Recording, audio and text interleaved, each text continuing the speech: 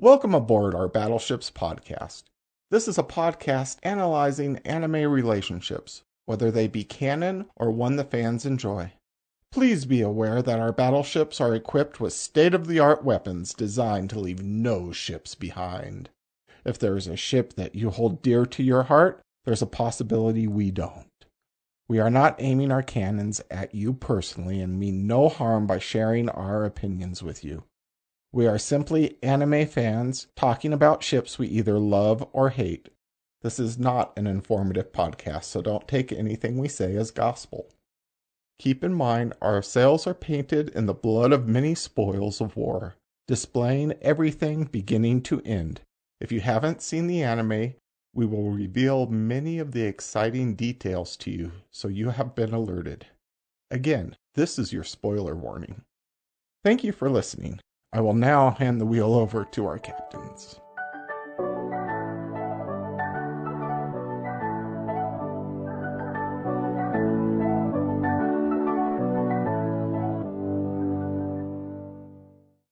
Welcome to Battleships, Shipped or Sunk. We're anime fans discussing anime ships we love or hate and have been coming to a decision.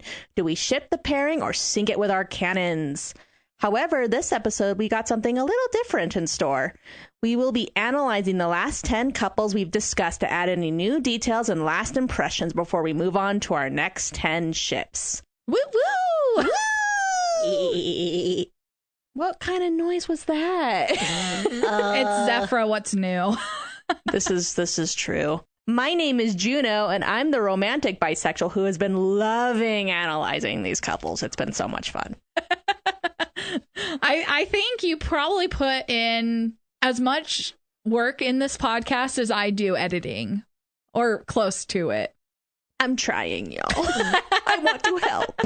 Well, it's nice because that means there's a little bit less work for me to do, and I appreciate it. You're welcome. I try. Yeah. Okay, my name is Zephyr, and I'm the horny bisexual. Yep.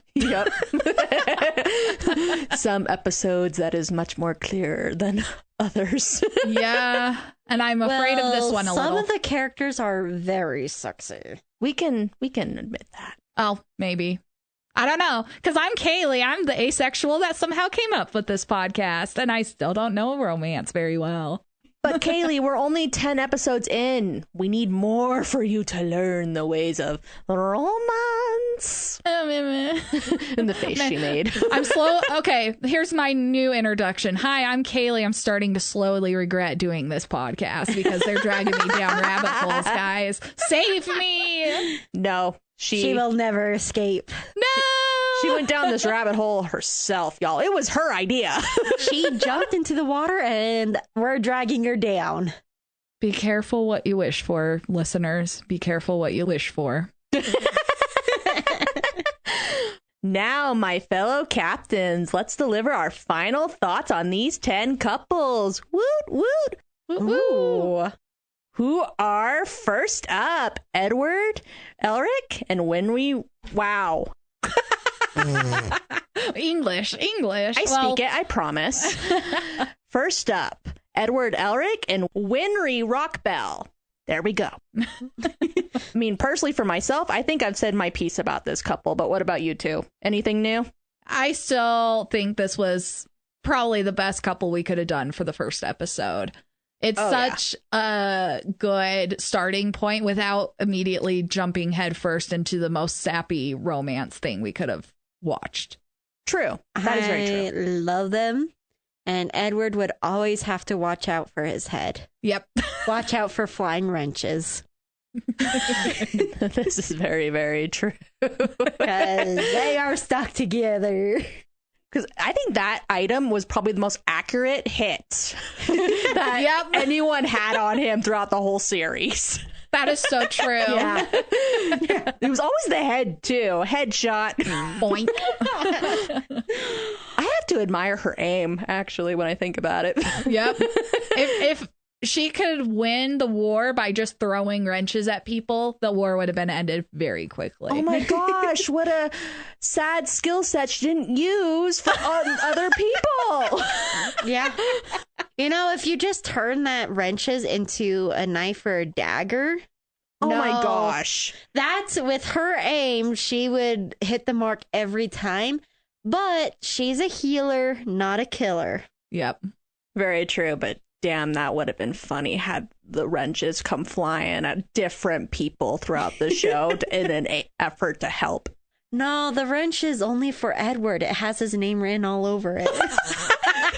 It's inscribed with Edward's name, like just for him. And Christmas! It's with a bow. If you look, I'm pretty sure if you look closely on his head, underneath the hair, you would see the wrench's indents.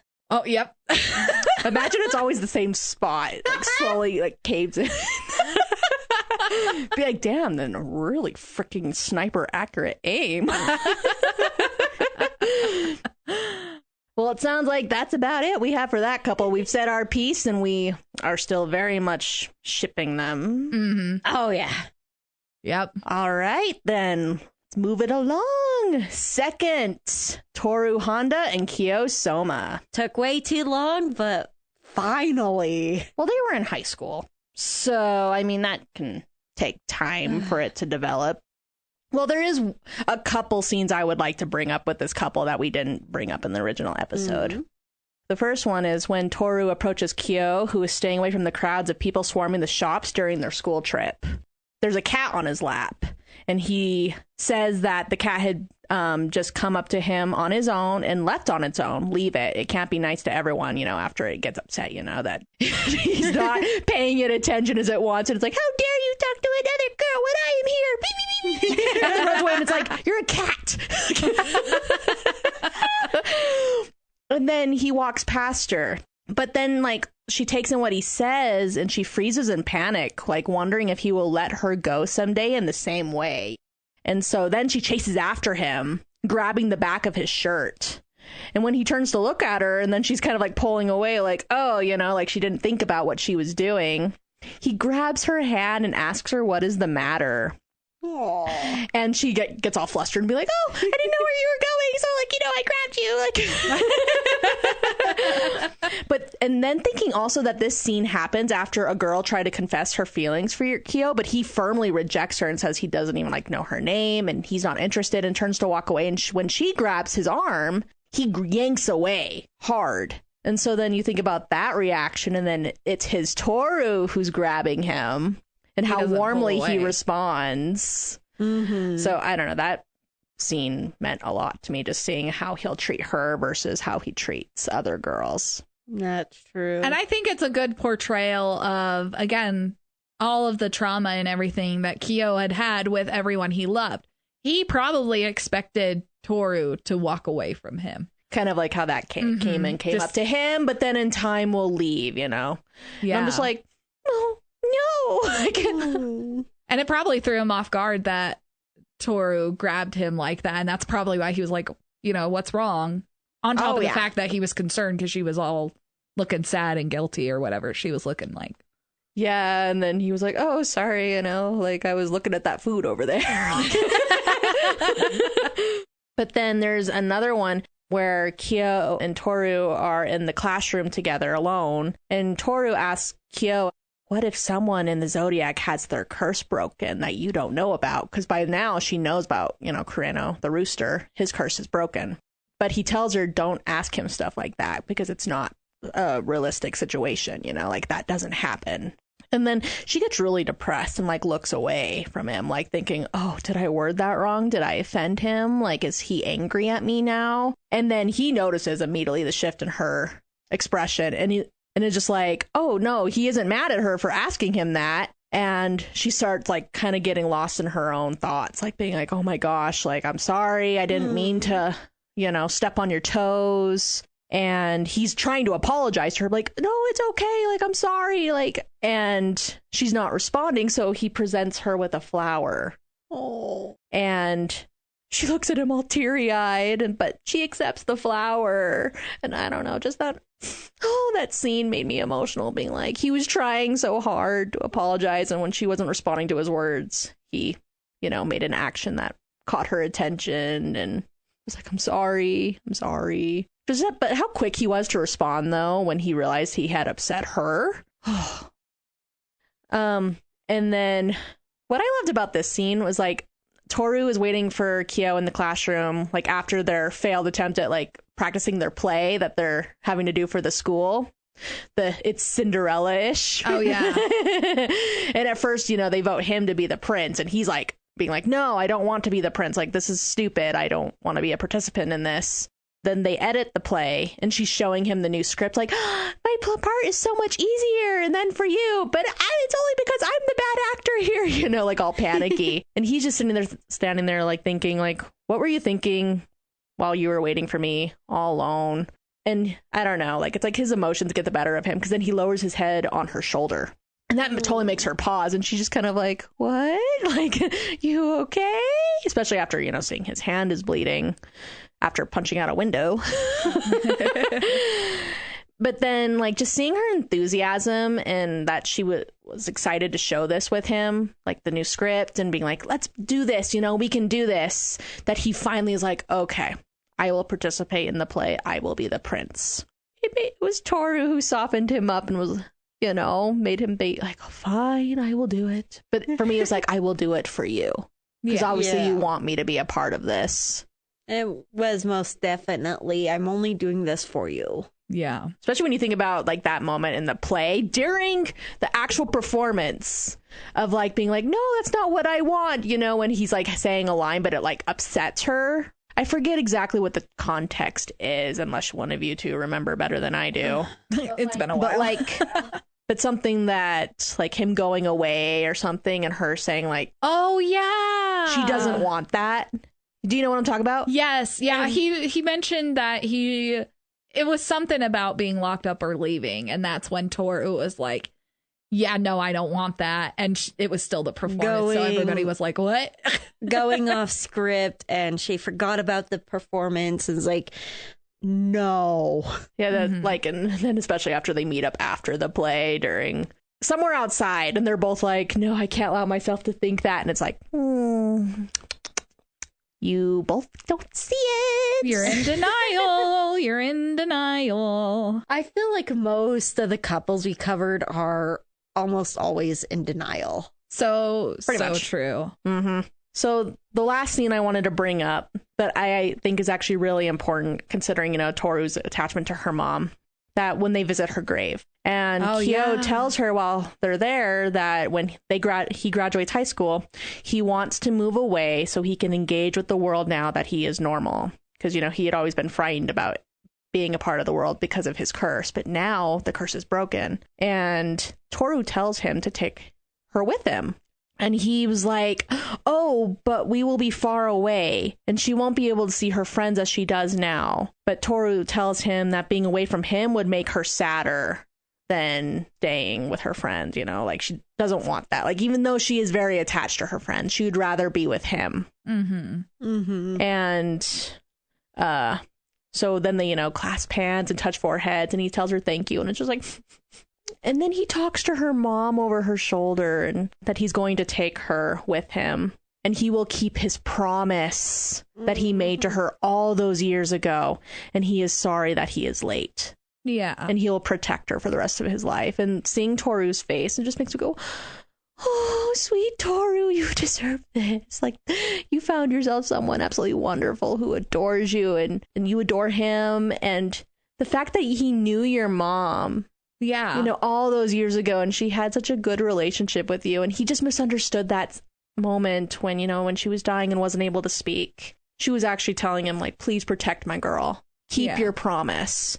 Mm-hmm. And I love that then when they visit the grave, he tells her he will keep his promise. Mm-hmm. I can imagine her spirit standing there just being so happy, being like, yes, this is what I wanted. And it brings closure to everyone there because they had the argument right before that about her last words to Kyo. And it was pretty upsetting to Toru, obviously, because she couldn't believe her mom would say that. So this is a great scene for her to kind of realize maybe there's more behind this than just the regret. Mm-hmm. Mm-hmm. But I love that there is that closure. Yeah. because he will keep his promise and he will protect Toru for the rest of his life. Just, yes. And then I can imagine how happy she's going to be greeting him when he passes and being like, you kept your promise. She's going to totally tackle him, and we all know it. like, and you became my son-in-law. And he's going to be like, oh, man. She's going to be like ruffling his hair like she used to. And he'd always be like, no, don't do that. Yeah, hissing. But I love it that they ended up being a family. Yes. It is cute. So, a little while ago on TikTok, though, I saw a comment that made me go, and I wanted to kind of get your thoughts on it, both of you. Okay, and this is still about Kyo and Toru. Yes. Huh? Okay. So, what they said was, Toru's trauma response is to be considerate of others because her mother neglected her when her dad passed away, so she took on her father's personality to get her mother's attention. So Kyo being healed by that personality bothers me. That's codependency. Of course, Toru feels obligated to accept his true form because no one accepted her. Like, I tweak over how nobody talks about this. What do you two think? So I definitely agree that it's a trauma response. It's very adamant that it goes over that in the anime. Yes. I never thought of it that way, but I can see why somebody would be bothered by that. I feel like it's a mix. Like, I think that trauma response, like, I feel like she would still accept him, but I also feel like that trauma response is what helped her take the first response to run to him. So I think there's another aspect to one word in this comment, codependency, because that's what she or he, whoever commented this, primarily stated about this couple, is it's codependency and it's not healthy, is basically what they were alluding to. Every relationship has some level of codependency in order to be a healthy relationship, at least as far as I understand. There needs to be a certain level to which you rely on the other person. You have to be on the same page. You know, it can't just be one person giving everything to the other. It has to be balanced. And I think Toru and Kyo fit that. So I don't feel that it is a toxic version of codependency. That's just my personal belief about it. I'm in agreement because to me also, taking on her father's personality, I'm like, at the same time though, Katsuya was Toru's father. And obviously you're going to take after your parents in some way. And so to me, it's like, okay, yes, Toru inherited more of her dad's personality. She's his daughter. But she did pick up the habit of speaking like he did, you know? Oh, yeah. Because when you think about it, too, if her dad had lived, I feel like Toru would have picked that up anyway, just listening to her father speak. Because kids tend to mimic their parents. No, yeah. I do feel like Kyo helped her find herself, so she wasn't just her dad. Yeah. Like, she's still very much like her dad and has that, but she's been acting like her dad for so long. She did have a breakdown or struggle. One of the things she struggled with is that she doesn't know who she really is. But I also think that's just a part of like finding who you are as you grow up. And I think Kyo did help with that. So as for the codependency, yeah, I do agree that it's a healthy type, but generally they're not like enabling each other. Yeah. They're not enabling each other to do the wrong or the bad habits. And one isn't just completely depending on the other. Like they are both doing a good give and take, like you said. So I think that's a very good thing to bring up, is they're not constantly asking for the other to fill in the holes that they're missing. If anything, Kyo especially was trying to push it away so that she wouldn't be reliable for that. I think we can definitely say we don't necessarily agree with this comment. Yeah, I just thought it was an interesting comment that someone had made, and it just made me go, Yeah, I think it's an interesting dynamic to look into. for sure. And I can see where the concern is that they're too dependent on each other. Mm-hmm. Because in a relationship, you got to have some of that independence. Because if something happens, the other, it's better that they live on and keep fighting and doing and not get broken down. Yeah. Yeah, because like the part 2 of like Toru feels obligated to accept his true form because no one accepted her. I have a hard time believing that too because her friends. Yeah, I was going to say, I don't necessarily agree that nobody accepted her because her mom accepted her too, even if she was, you know, kind of being the dependent one in the relationship. Mm-hmm. Unless it's referring to that she didn't feel Accepted. like, yes, she has friends, but when she's in a depressed state or struggling, you don't see what you have. You do feel that aloneness and not hard to think outside that I'm not alone. I'm not, there are people there that accept. Yeah. Does anyone else have anything left to say about Toru and Kyo? No. I think you covered all of it. Nice. My job is done. Hey. That's the next couple. Yep, it's Kagome and Inuyasha. Yeah. What's that reaction? So here's my thing. I don't want to spend 45 minutes going over the hundreds of episodes again because there's a lot of scenes that we did not cover that could signify different things that happened. Yeah, but I want to at least talk about 3 that stand out to me. That's fair. Because I was sad I didn't mention them last time.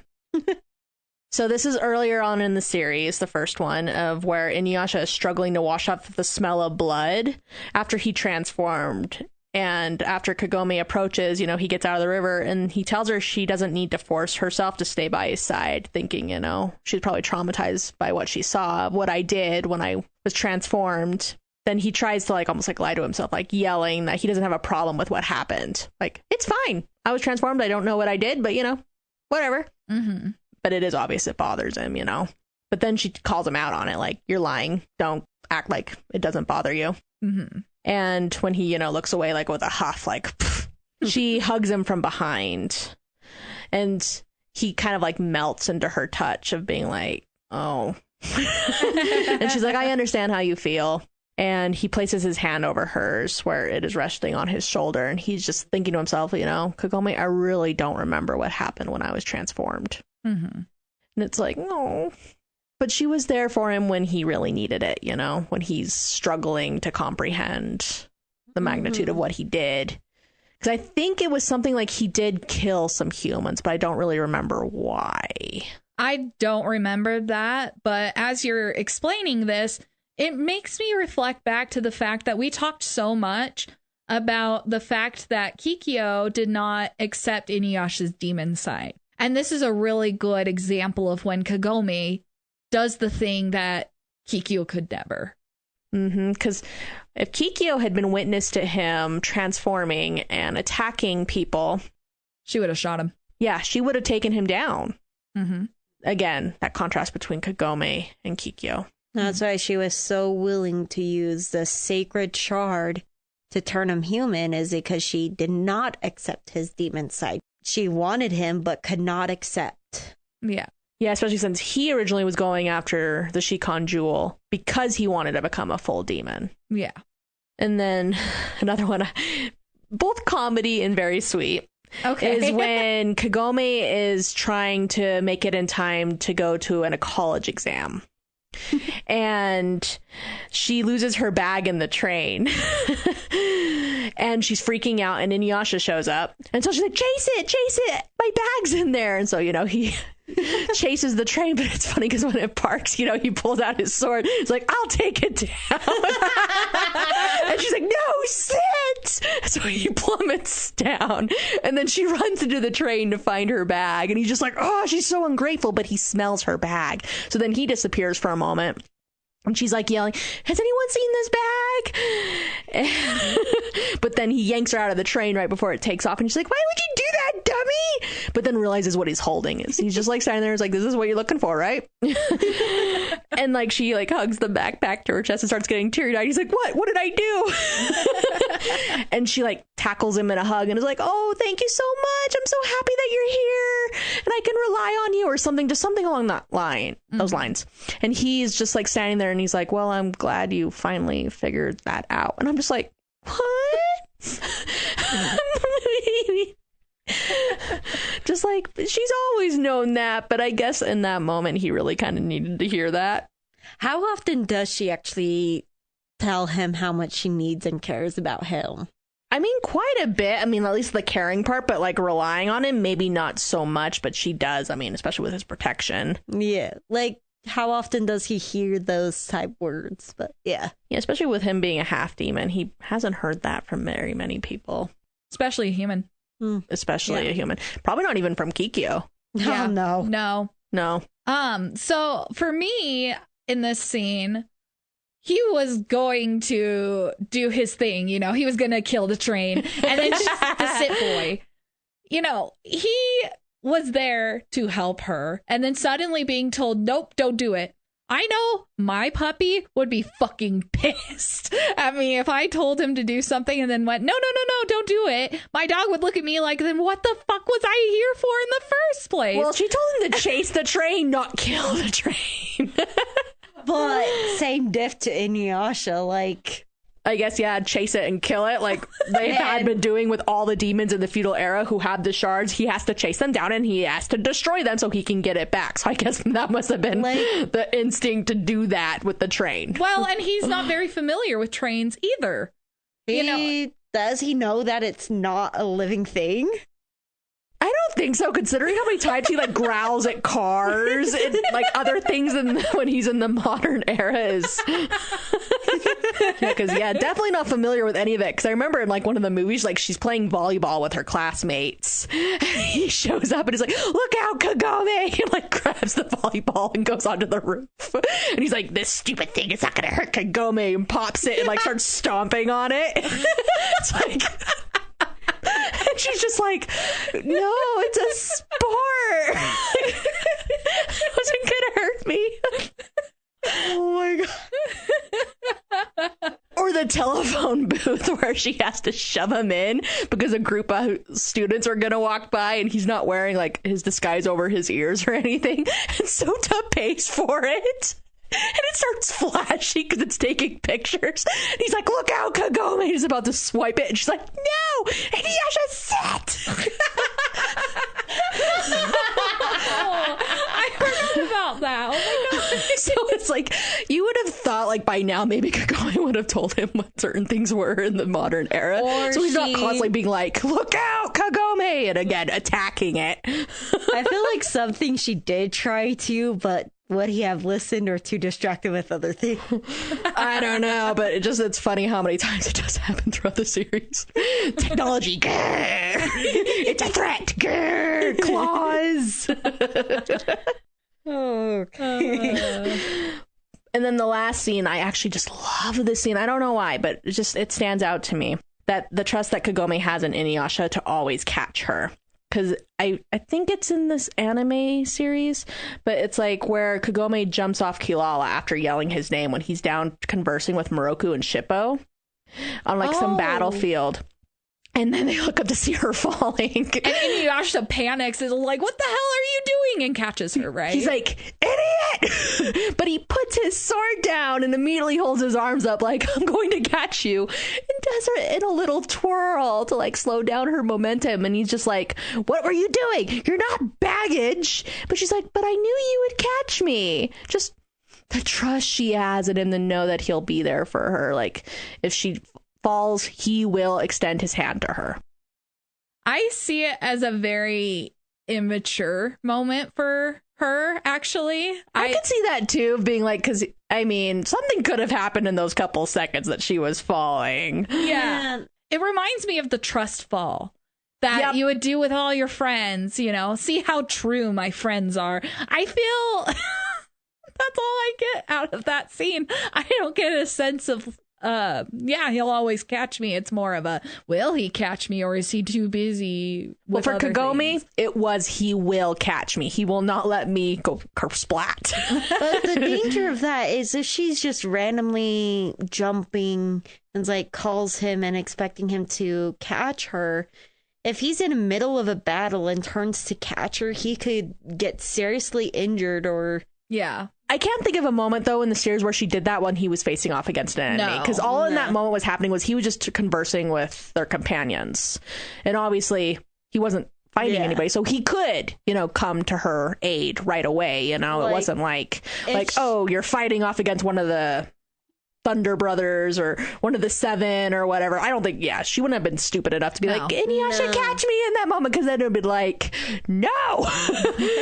No, she was stupid enough to do that, though. When she is in trouble and he's in the middle of a fight, he will do what he can to break off to help or save her. Which is multiple times throughout the series, that there are times where he does have to break away from a fight to come to her aid. But whenever he breaks away, it was because she couldn't help it and does need the help. But it's not like her choice and like, hey, stop your fight, come help me. Yeah. So, yeah.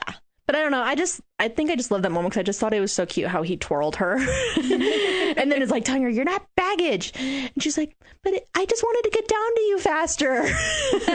And then the fact that Moroku turns to Sangha, who's still up on Kilala, and is like, come, fall into my arms. And she like throws a piece of her armor at him. Oh, that's right. I love Sango so much. Because she's like, no. She's like, you can, no. What Inuyasha did for Kagome just now, it will not work with us.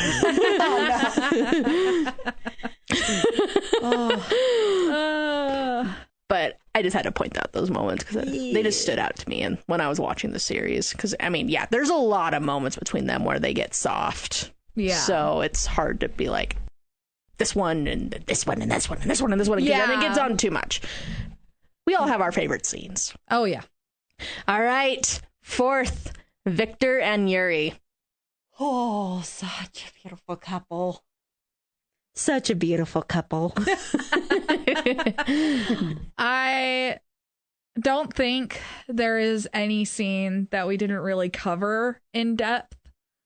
I just love this couple so much.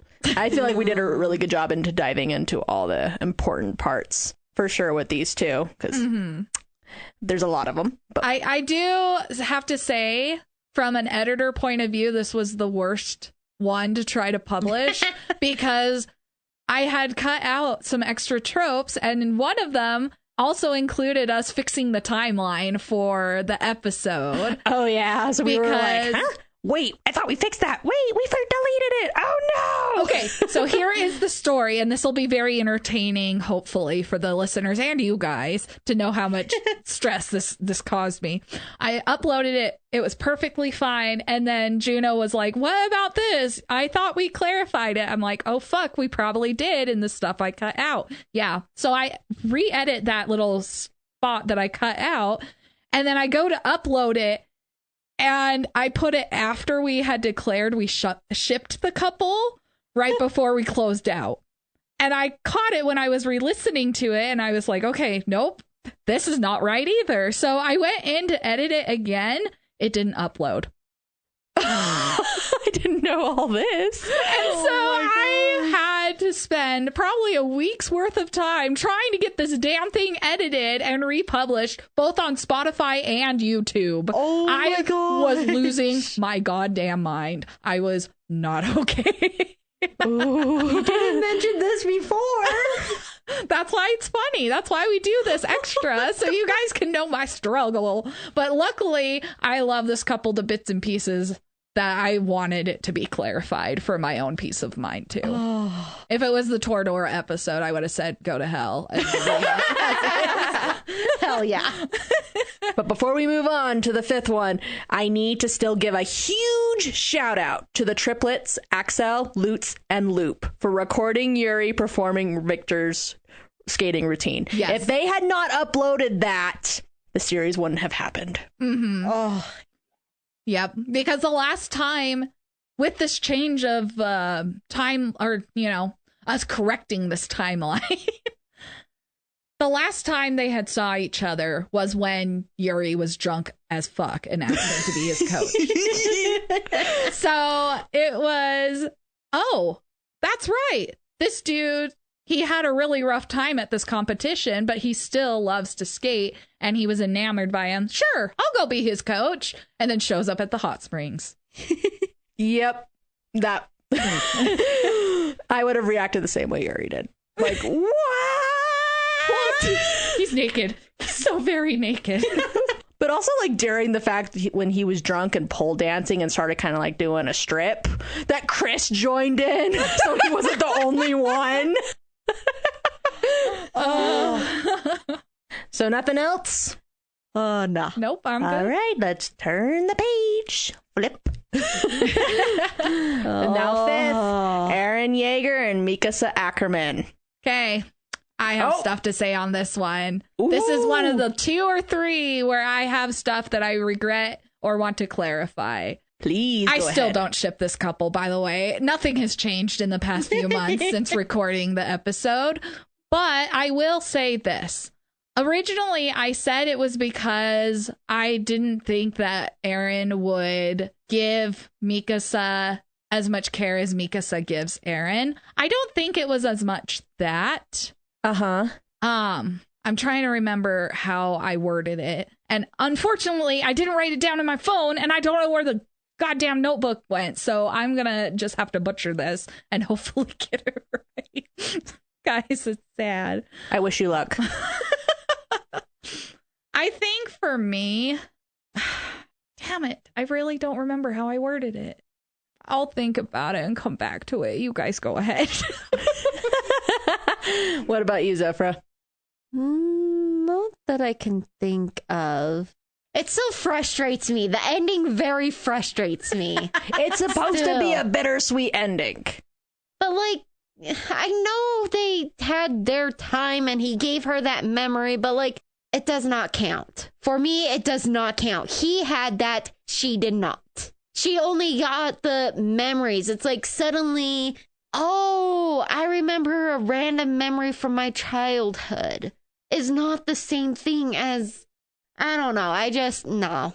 Mm-hmm. I get it, because it wasn't like it happened in like the real world. Like it happened in like a memory he gave her. Like, okay, some that might have been better or might have made it feel a little better is if he did run off with her and they lived a life or been a few years, but then the world came and drew him back in and it happened to lead to that. That's a little different than him like saying, oh yeah, I relived this over and over and over again. And no matter what, like just saying that and not just suddenly popping up.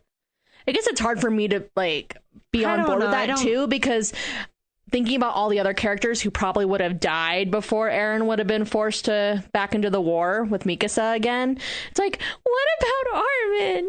True. And Levi and John and Connie. But it's such a cliche that everyone or most of the main characters survive. That I hate. I don't want to see anyone die. I don't want to see people die. But like, it is a cliche. Then okay, yes, people died. Sad. Hate it. What about Hanji? I'm not talking about Hanji. I'm talking about what about Sasha? I'm not talking about those two. What about Erwin? I didn't care. Like, Erwin was good, but I didn't care about him as much as the other two.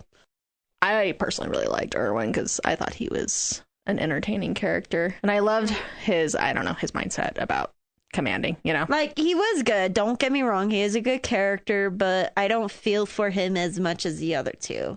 But, like... Well, he did die most earlier. of the troop, most of the first year characters that you meet survived. And in a way, I hate it. What? We should want some of them to survive. No. I'm talking about the trope that if everyone dies... In a way, I hate it because that's a lot of favorite characters, but it does make a twist, says something different. It's a less popular trope than everyone surviving. Yeah. See, and I like the fact that there are both survivors and losses. This had a decent amount. Yeah. This one was good on that version. But I guess what I was trying to say is that if others died, she wants more death in an already pretty gruesome anime. I know. There's already so much death. You're going to make it gruesome? Go to the T. You know what? Maybe this will make you... Zephyra, maybe this will make you happy. Apparently in the original ending for Attack on Titan, everyone did die. Everyone. Oh, wow. Does that make you happy? A little bit. Damn! I should say. I guess the point is, but realistically speaking, would they really have killed off Who? Shut up! I'm terrible with names. Sasha, the potato girl, Hanji. No, if they did the new and did this other that I proposed, that they did kill everyone. They did run off, and then I could see it that they ran off, had a couple years, and then maybe I know I forgot his name, but the blonde hair. Armin, and maybe Jean shows up at the door and being like, Eren, it's fucked up. We need you. And they're coming, and like force him to come or something like that. Like he's back, has to go back. They have a hard thing, but Mikasa is there supporting. Of course, she's going to follow him.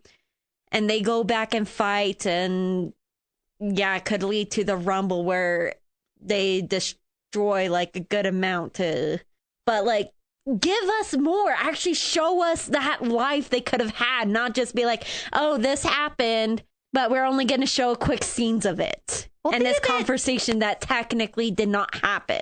We can take it as that was Eren and Mikasa's private time, that it was special just to them. I'm still not happy with it. Like, they didn't properly give it to us. Like, I was confusing. It's like, you're seeing the scene, but like, it happened, but didn't happen. Like, what? So she's saying she wanted more of Eren's struggle of trying to figure it out, of trying to change it. Or more of the two, like, actually working on their relationships, not their obsessions. Eren with killing. And Mikasa with Eren. She's way too obsessed with him. Come on. This show very much frustrated our Zephyra. Our apologies. All right, Kaylee. I found the notes, guys. So I said I didn't like Mikasa's devotion to Eren. It was more that I didn't like that I felt it was unjustified for Mikasa to be so obsessed with Eren. Yes, I know there are a lot of different aspects of it that makes it seem like it should be justified, but to me, it didn't seem like it was enough for the amount that Mikasa was doing for Eren. I could see that. So let me explain. Because you're looking at me all confused, Zephyra. No, I'm thinking. I have the thought because from my understanding, yes, he saved her life. And yes, she fell in love with him, but supposedly the way the show explained it is that her blood turned her devotion to him, turned it up to not 20.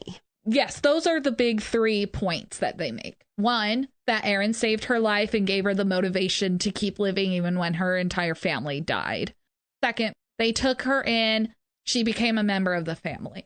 And then 3, obviously, the Ackerman blood, which is what they hyperfixate, or especially Eren in the last season, because obviously he's trying to push her away. We already talked about all that. Yeah, we did. But I feel that if somebody is going to be that devoted to another person to the point you would be ready to do just about anything in the world for them, I feel like they need to be a better person as a whole, because I don't like Eren's personality. I think it's very unjustified for somebody to be that dedicated to someone who is just an asshole. Yeah.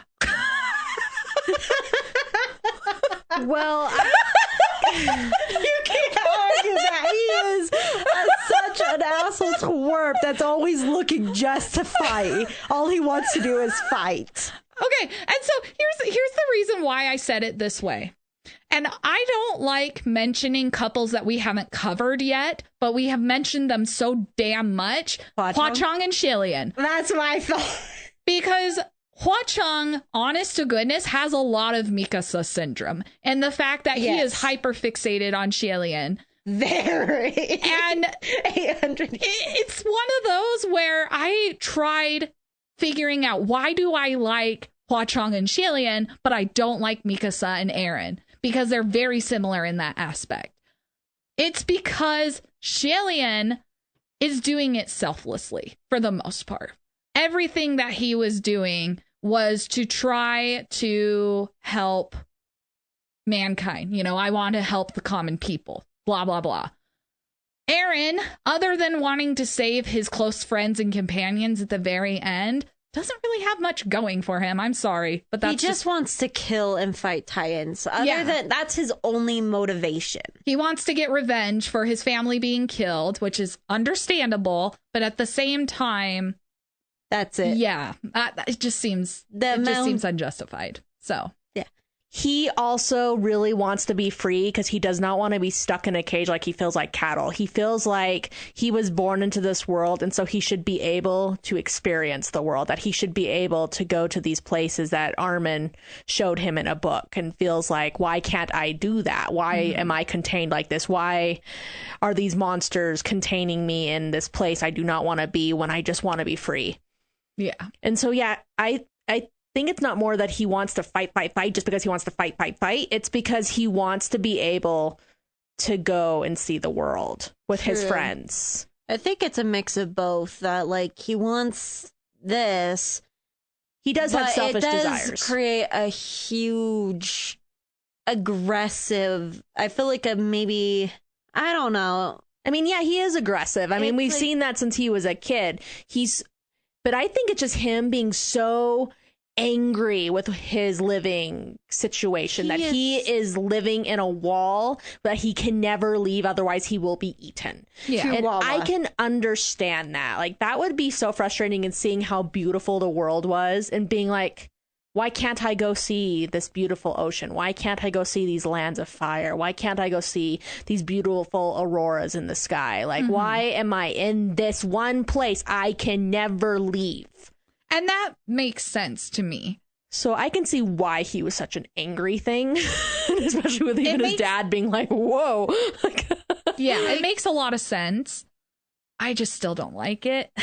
I get it, because, I mean, I'm sure he could have responded to it in a much better way of, like, I mean, he was trying, though, like, wanting to join the Survey Corps, so he could leave the walls, even though if it did put his life in danger. Yeah. And hoping that maybe one day they would get far enough to see these wonderful things. Yeah. But what his response is, he touches Historia, gets out there, Armin is there, happy and excited, and all he does is just stare out across the sea and sees the danger, and like, he doesn't express or care. Like, what it gives us is that he doesn't care, that he finally sees the sea, he's finally there, and he doesn't care. Now, at this point, we don't know that he's already seen the past. He's already lived through all this, all that BS. What we're given is he's finally free. And he's like, no, we are not free. We still have enemies out there. Well, he has a freaking good point, though, because honestly, if they could with those sky ships, they would have bombed the entire island. True, but if they that's scary. Like, even seeing something beautiful and knowing what's coming and knowing that there's an enemy beyond the sea who will kill you without a hesitation. Like how we see how the subjects of Ymir are, like, trained to be like, they're enemies, they're horrible, kill them on sight, you know? Just... Man, one better option is, like, say, slowly snuck people out to live among, like, in other countries, not just the country that's right out there, but, like, slowly filter. It'll take generations or years, but, like, slowly filter out, because the only way they from what they've given us and my understanding, the only way they transform is if they're exposed or given a certain chemical. Now, how common is that chemical? It's the Titan spinal fluid, so it can become from any of the 9 Titans. So if they that's what stop the power or keep the 9 contained or whatever, but like if they don't give that spinal fluid or stop that process, all of the people can filter out, spread across the world, and be free. If they, I mean, yeah, you'll be keeping your heritage secret, but that would result to possibly no war.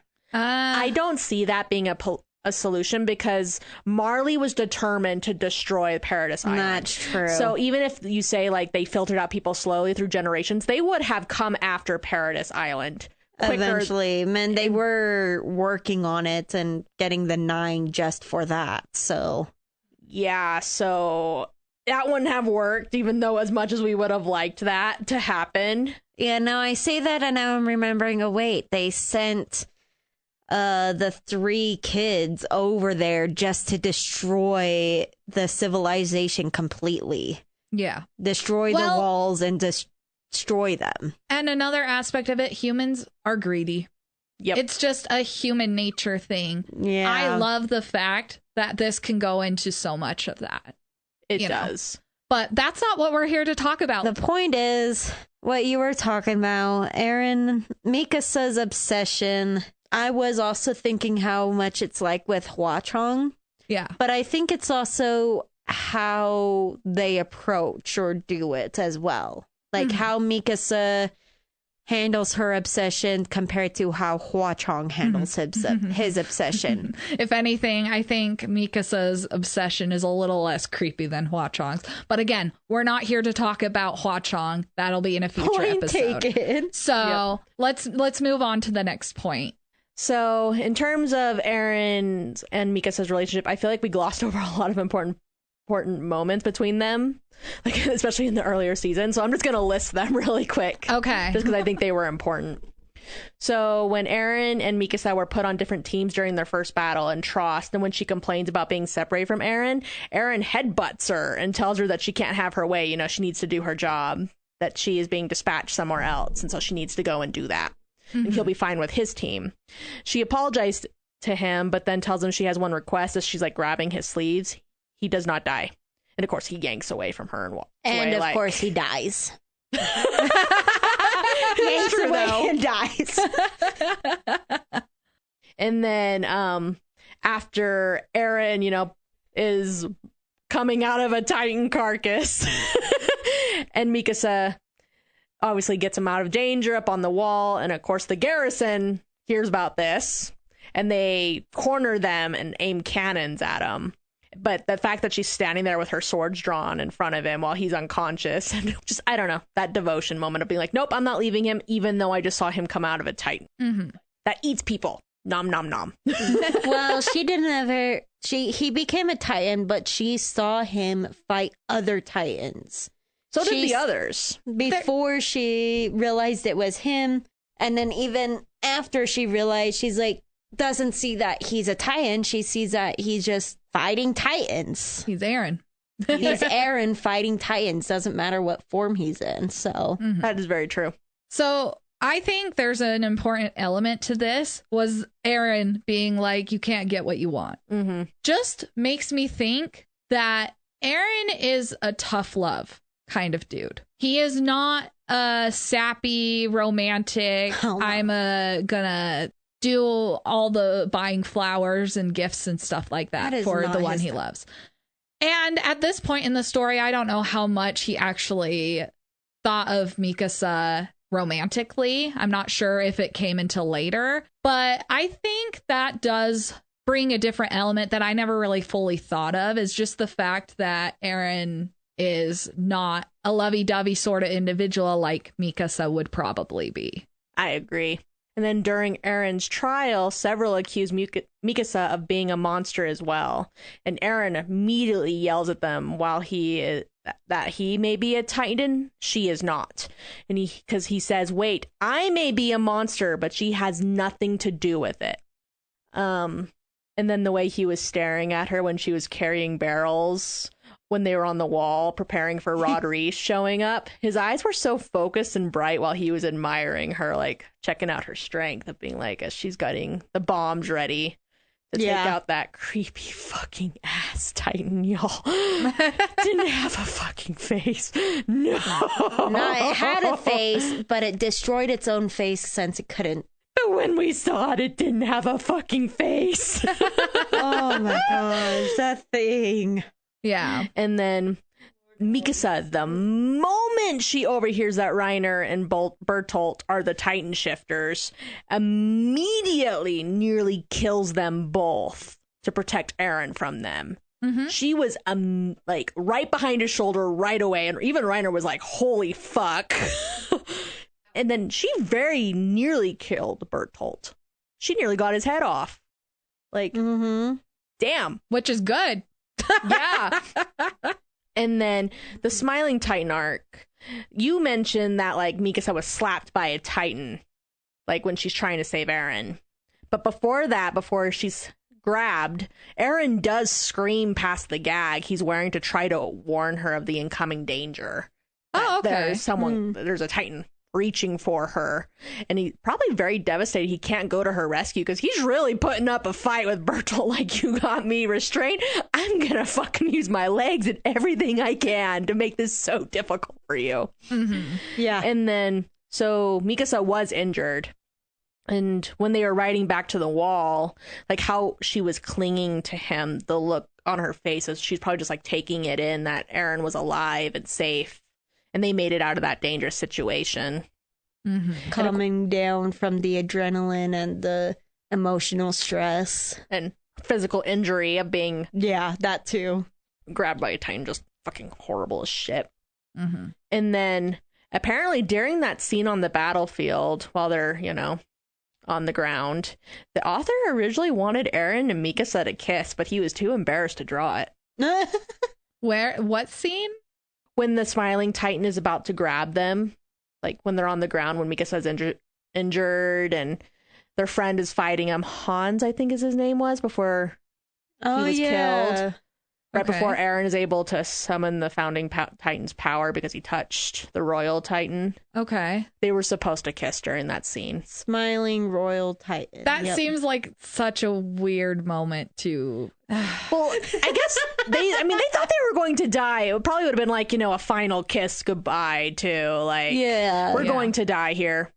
And it's only because Eren was able to summon the founding Titan's power that everyone was able to get out of that situation alive, because they all stopped attacking everybody and went to go attack the Smiling Titan. Yeah. So, yeah. I was like, oh, that would have changed that whole dynamic between Eren and Mikasa had they kissed. Yeah, I probably would have felt a little bit better about them as a couple if they did kiss in that moment. Because then it wouldn't have felt as much like a shell shock in the final season when he is. Well, if they did kiss, it would also mean that they're from then on, after surviving, they would have had the progression and wouldn't, that whole scene of when they're asking, pretty much saying, would you run away with me? Do you love me? Like, how do you feel about me? Well, they would have known by then if they share a kiss. They would have known by then, and like that scene, A, would not have happened, or B, would have gone much differently. Like, how would things have been different if they accepted or shown their love to each other sooner? Yeah. Fanfic idea, guys. Fanfic ideas. And then when Eren and Mikasa were released from imprisonment, Eren notices that when Mikasa walks out of her cell, she looks thinner, and he asks her if she's lost weight. And she looks away like she doesn't want to answer and just tells him, you seem good. So I was just like, he noticed. And then how nearly every time that Eren exits his Titan body, it is usually Mikasa who is there to help him out.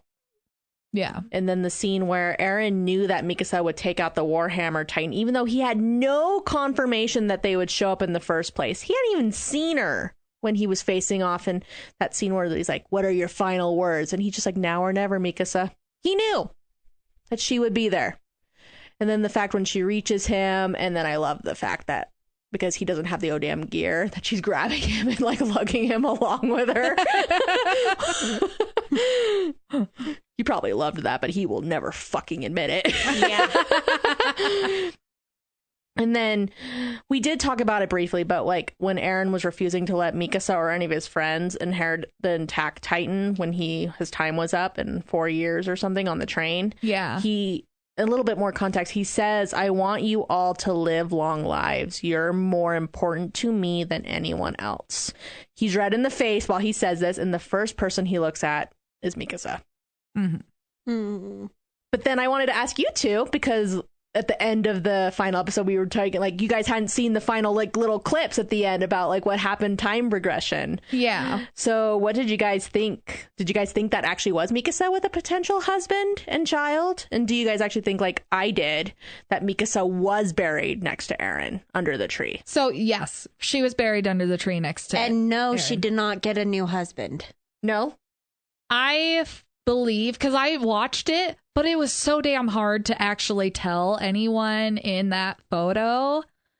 I, honest to goodness, think she probably did take a lover in memory of Eren or to honor Eren's wish. I don't think it was a True. healthy marriage, in my opinion. If I would say if it was her choice, she would never have gotten married again. And maybe that was Armin or someone else, or Jean and their kid. Oh, yeah, it could have Maybe been it could Armin have and been- Amy's. Is it Amy or what? What's the Yeah, Annie. Annie? Armin and Annie. I don't know. Point is, if she did get a husband, it would have only been because of Eren's request, and I agree, it probably would not have been healthy. Mm-hmm. But I think it would have been better that she was alone, and then that was Armin or some other guy, Jean or someone who knows Eren, visiting with their kid. And I do think, at least, even if she did marry John, she did love him in her own way. But yeah, he was not the first in her heart. It was And would Eren. never be the same. Mm-hmm. Yeah. So, are we good? Yeah. Yeah. All right. I need to talk about something other than gory, gruesome stuff. Okay. So let's talk about. Let's move on. Jinchi and Mao Mao. Yep. Number 6. Do you And guys have Anything to say? to add? I do, but this one was on my phone, so it made my life a little easier. But I didn't have the Attack on Titan note in my phone. Anyway. Mistakes were made. So there was one scene that we talked about, but when I was re-listening to the episode, realized I wish I had said this. And here it is. So this was after Mao Mao gets out of the inner court and is back at the Verdigris and is working with them, right? Okay. Mhm. Jinchi ends up buying her out from the Verdigris Yes. so that he can take her back. That's basically a marriage proposal.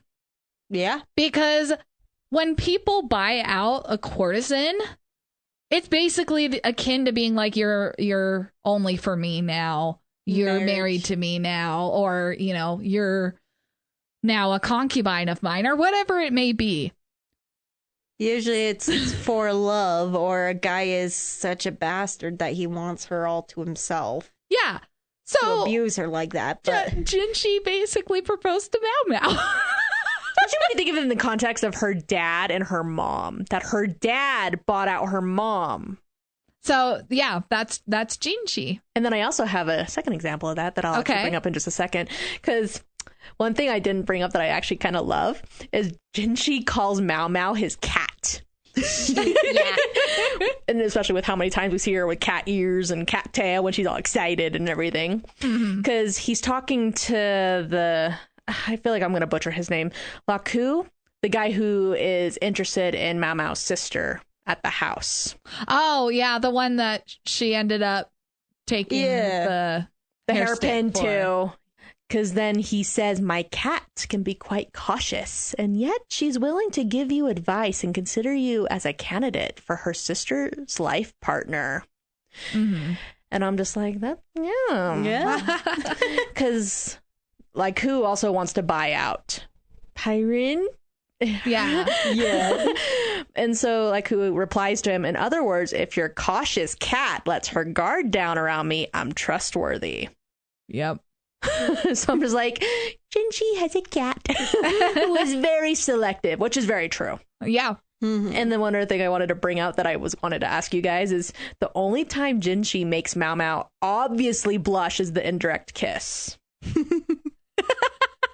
Yeah. Honestly, I think that's the only time we really see her be affected by him being affectionate toward her with the indirect kiss of like touching her lips so he can wipe her lipstick on his lips. Mm-hmm. That's the only time she's like, oh, and then looks away all embarrassed, like, that doesn't come off. I 100% headcanon that she is Ace. Oh, hell yeah. I don't see her being anything but that, maybe demisexual at most. So this scene is kind of funny in the fact that I feel most people would get flustered, especially if a really attractive guy named Jinchi was to do that. I know all of us in here would be flustered, even me. So I'm just saying that's like the one time he actually gets her to blush, though, with his attentions, because the rest of the show, she's like, hackles up and yeah. I think when he's not doing he turns off the flirtation and being sincere is what really like gets her more than the attracts her more than the flirtatious. Yeah, I mean, she does say he's easier to approach and talk to when he's being immature and acting like himself versus the whatever he needs to be. Well, and at the very beginning of the show, it is more of this game of cat and mouse. Haha. And in the second season, obviously they're dealing with Mao Mao's dad and everything like that. There are more of those sincere, calmer moments between them. And I loved season 2 much more, or the second half of season 1, whatever it is, much more than the first half because of that. And unfortunately, I had to stop reading the manga to read everything else that we had to cover in this podcast. But I would assume that it continues throughout the rest of the manga as well. Oh, I'm sure. So. All right. Everybody good? Yep. Mm-hmm. All right. 7th, Miyamura and Hori. Does anybody have anything to say about this one? Is it bad I regret shipping them? You can. Because I was thinking about it and I re-listened to our episode about it. And they have some cute moments, but I don't know. I don't like them. I see it as they are a step down from Toradora, but it has a lot of similar elements. Yeah. Well, if I remember correctly, that was very on the fence on whether ship or not. Yeah. I said that I barely shipped them. I can't remember what I said.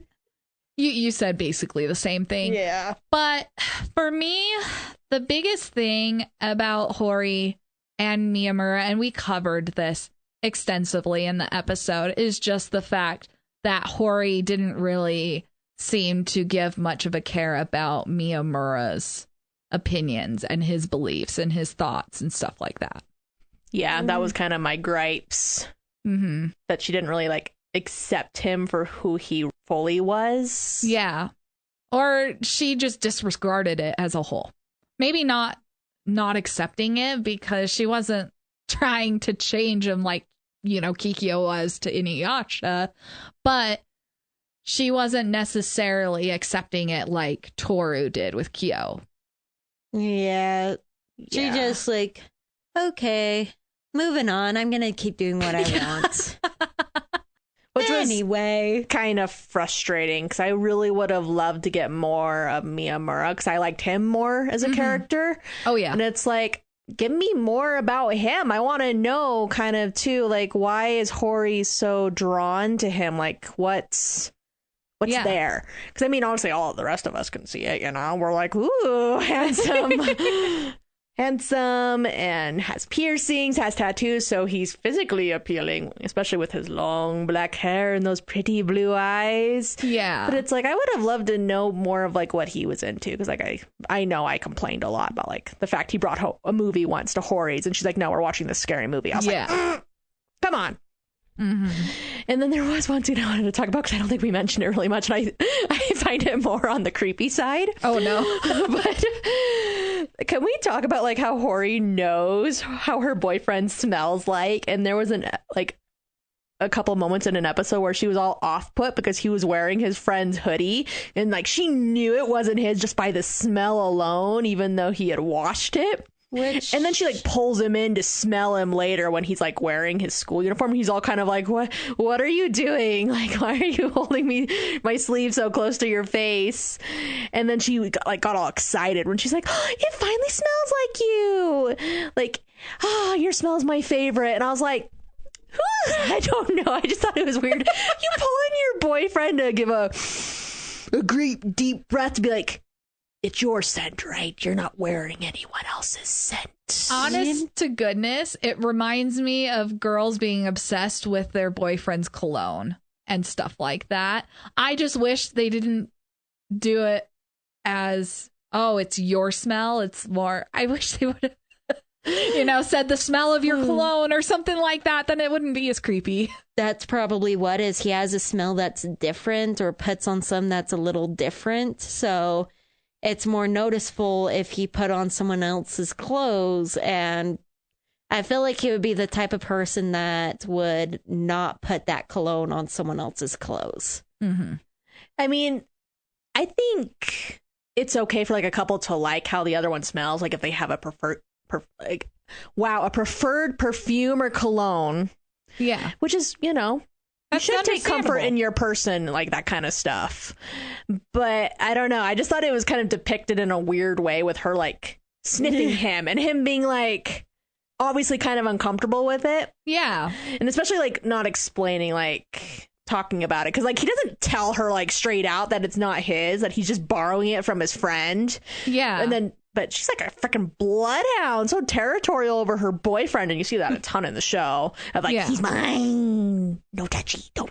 Mm-hmm. Like cold chills. Everyone is like, oh God, like what's happening? Because she's standing in the background menacingly and just like, Jesus. Like, so I don't know. I don't really like that aspect in relationships in general, though, like being super like territorial over your person. Because it's like they're also their own person and they can also have other relationships outside of you. Agreed. Like he should be able to talk to his classmates and stuff without you being like hovering over him. Like it's kind of weird, Hori. Way too territorial. Yeah. And then recently on TikTok, just because, Horimiya has been coming up and just reading how many comments about who do talk about how freaky Hori is, like with like how she branded the poor guy when she bit the back of his neck hard enough to leave a mark, and that she's into abusive role play, like slapping her, calling her a dumb bitch. And yeah. After that time, like he hugs her at one point when he's just kind of like taking in her scent and being like, And then she's like, I thought you were finally about to manhandle me into next week. I'm like, Hori. She is most definitely masochist. She's definitely the masochist on wanting to be dominated and being, or that like it's weird, or like I don't see it, but that is actual kink. That is an actual It thing. is. Mm-hmm. But the problem for me is that she's pushing it when Miyamura is telling her he's not comfortable with it. That's what bugs me. Especially like on the street walking home. She's like, just give me a big slap, And he's like, no, like, I don't want to treat you that way. But then she's like, please. And just like, he said no. Yeah. Respect his boundaries, please. Well, and there's no consideration for public decency, too. How does it look for somebody to just smack a girl, a guy to smack a girl in the middle of the street? Especially when she comes out of that gas station with drinks and those guys are watching her after she got beat them up. And they're like, what the fuck? When they see him slap her. I'm just like, anyone would react that way. There's a good chance that someone would call the cops and Miyamura would get in trouble because he did slap her. And yes, she told him to. Yeah, because I saw quite a few comments saying, like, wanting your boyfriend to be abusive towards you is so cringeworthy. Like, and someone actually said, go date an abuser if you want to be beaten up so much. And I was like, damn. That's harsh. It is harsh. But considering how much she, like, wanted it, especially after that episode, and, like, you kind of see it reoccurring, it's like, yeah. And personally, that made me uncomfortable. So that made me really hard to kind of like Horimiya because of that. Yeah. So I am glad that the general consensus of Hori being freaky is overall bleak. Yeah. With most of the fans. So anyone else have anything else to say about this couple before we move on? Nope. No. I think we've said our 2 cents and more about this. Yep. All right, into one of my absolute favorites that we did in this grouping. 8th, Princess Yona and Hawk. What's with that? You should mean. Oh, she did a hum of like, No, it's hum just of longing. I want that. So, does anybody else have anything to say about this beautiful couple? I honestly don't think I do. No. All right. So, just the very few things I want to say about my beautiful red-haired princess and our thunder beast. Mm-hmm. So, this is after the confession. Maybe we mentioned this. I don't remember, but I just think it's kind of funny. Is that Hawk tells her she should be trying to be sexy. And she yells at him. Yep. And then he's like, no one would want to marry you anyway, so I suppose there's no point to you being sexy. Anyway. And then she's just like all sad for a moment there. And then he's like, well, then I wouldn't mind marrying you. And she just starts staring at him. And then, of course, gets all flustered and like starts hiding her face behind her blushy cheeks. And he just thinks to himself, he wouldn't mind watching this forever, just watching her like be like, oh, you make me so shy. And it's like, now the teasing is just going to amp up like 1,000 more now that she knows his feelings. Because then she knows he actually means it for the most part, except for, when he's, being like poke, poke, poke, he. What I love is that she like fires an arrow looking all serious and sexy. And he's like, oh, you're so sexy. Or does it? And she's like, what? And turns into that girly face on him. And is like, so not sexy. Yep, you did mention that. But cracks me up every time. One thing that we did mention about the teasing, we were discussing it might have been a way for Hawk to kind of cope with the fact that he didn't think he would get to be with Yona. Unrequited love. Yeah, the unrequited love. I don't think the teasing was necessarily all that. I think there was a part of it that was, kind of that, let me set this hard boundary between us. But I definitely think a lot of it also came from he just loved seeing her squirm. Yeah, I think most of it is he loves seeing her squirm. And then the other stuff we mentioned is more of the side. Yeah. The main reason is to see her squirm. Because she's so reactive, and he probably just loves the fact he can fire her right up, and it's like, rumble. And then because she goes after him, he probably kind of likes the chase, too, of her throwing things at him. Fun to tease your partner. It is, and I agree. So a scene we didn't talk about in the original episode was when Princess Yona was separated from the Dragon Warriors and Hawk after they returned to the palace. And Hawk is trying to see her. And so he dresses up as a Sky Tribe soldier to try to get close to her. Yeah. So she and Suwon are descending the steps, and Suwon trips. And so, but he knocks into Yona. So everyone thinks it's actually her who fell. And so both him and Suwon catch her. And then she panics because obviously Suwon's fatal illness needs to be kept a secret. And she's terrified that he noticed. And he did. Because he just kind of comes to himself, when did that guy look so weak? Yeah. Mm-hmm. But then one of Suwon's guards attacks him because he can't know.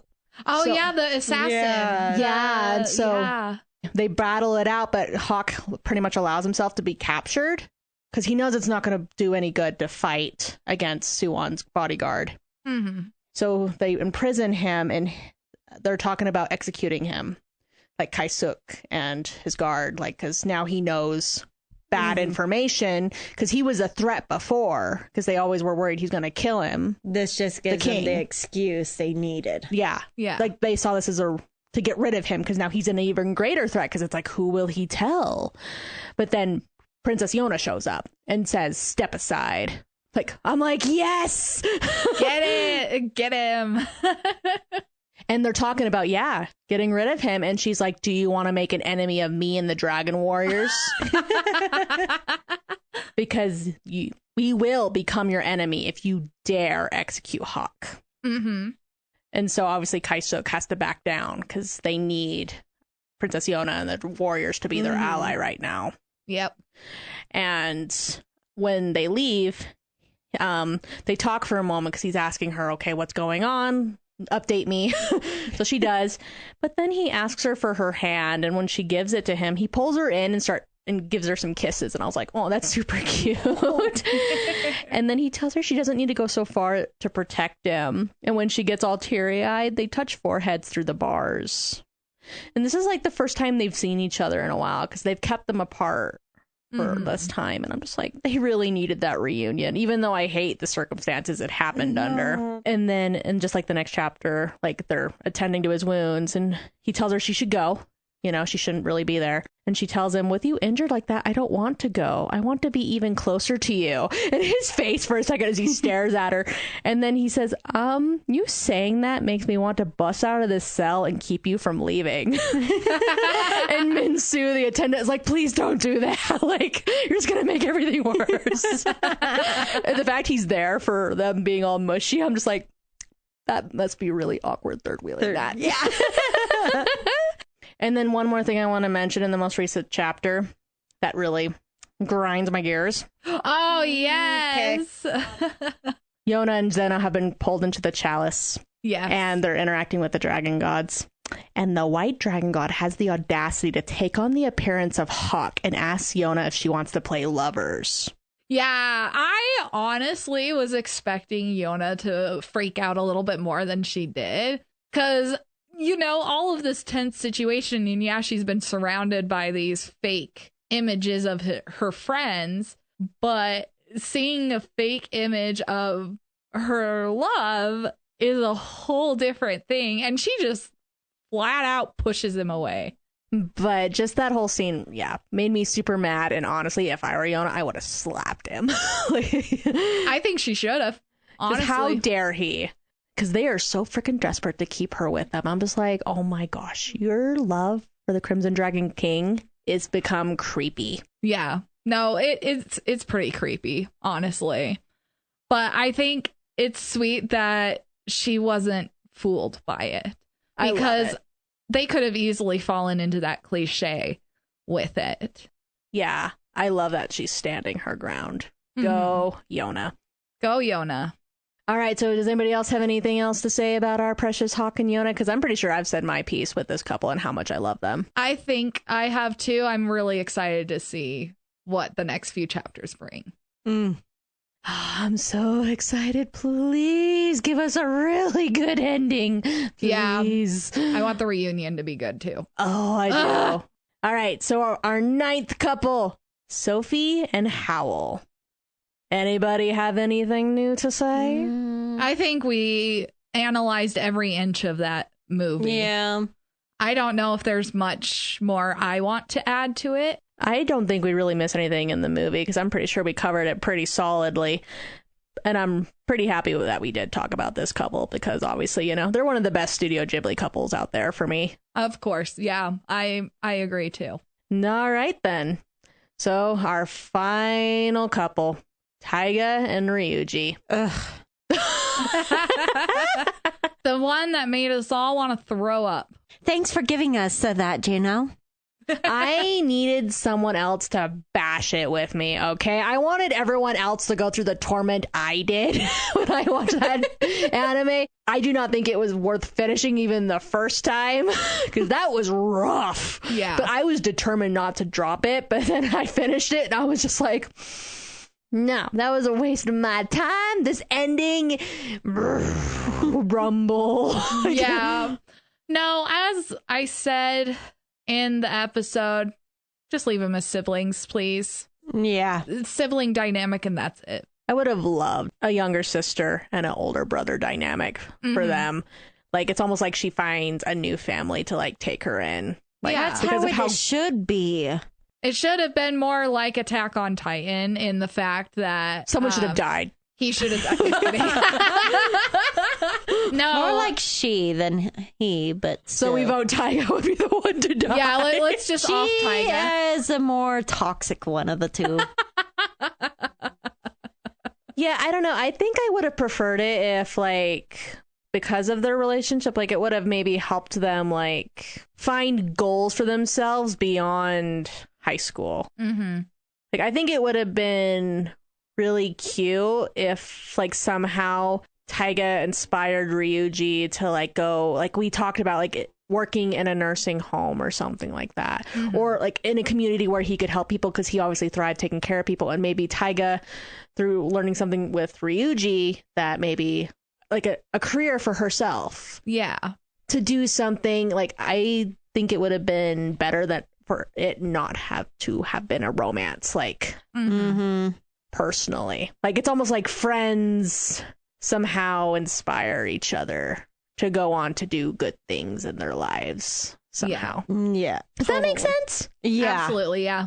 Because, yeah, I'm not a fan of this ship at all. I don't think any of us are. Yeah, and personally, I think Taiga has so much maturing to do before she can be in a relationship. Because I think Ryuji at least was better to be in a relationship if he did end up in one. So, I don't know. I just feel like he was more mature enough to be able to handle that, I suppose, is the best way to put it. Yeah. Versus Taiga, who, really needs to work on her communication skills. Yeah. For sure. We're all in agreement here. All in agreement. Yeah. All right, y'all. We finished the final thoughts. Ta-da! Woo!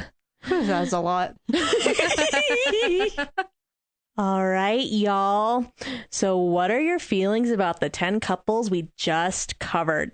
Was it a good selection for this grouping? Why or why not? Well, I honestly think that this mix was a really good mix for the start of this podcast. You know, I am looking forward to what we have in the future to cover, but I do worry that we're not going to have as much variety in our future groupings.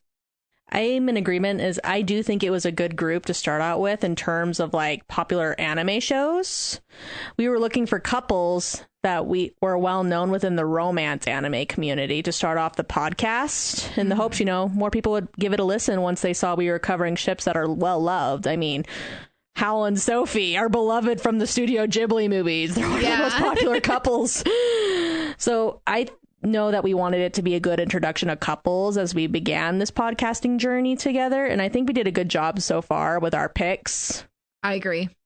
And I mean, I know we just wanted also to include some of our couples that we are huge fans of, like Yona of the Dawn, since it isn't as well known as like Attack on Titan or Fruits Basket, for example. Yeah. We just had to throw it in there because we were like, we love this so much. Yep. Yeah, I agree. Like, genre and how popular or unpopular this show is, I think we have a good variety. I hate to say this, but I feel like it might have been a better, maybe like if we had one more couple that might have been a sync, one or two more couples instead that would be a sync, so we have more variety on ship or sync. That's a fair point. That's a fair point, but you know what? Most couples animes we do pick so far. Give us suggestions. We picked a lot of animes, but most of the animes we picked, we enjoy and enjoy the couples. So please give us suggestions. Hold on. So you're telling them to send us shitty animes with shitty couples just so we sync more people. You just want to pull out the cannons and blow shit up, Zephra. You don't want to I'm in a violent mood. Apparently right now, this has been going on long enough and in a violent mood. But we may or may not cover all the ones you send us. So yeah. No guarantee. There are some anime out there that is on our do not ever cover list. So We're We not will gonna not touch go it. over that list, so you'll have to wait and see if we do ever cover it. well, yeah, we won't. Because, well, personally, at least for me, I would rather cover ships that we ship more often, because then it will suck, honestly, if we do more syncs, and then it's just like, That's We have true. to watch this. We have to endure 40 episodes of the shitty anime. That is very true. I want more ships.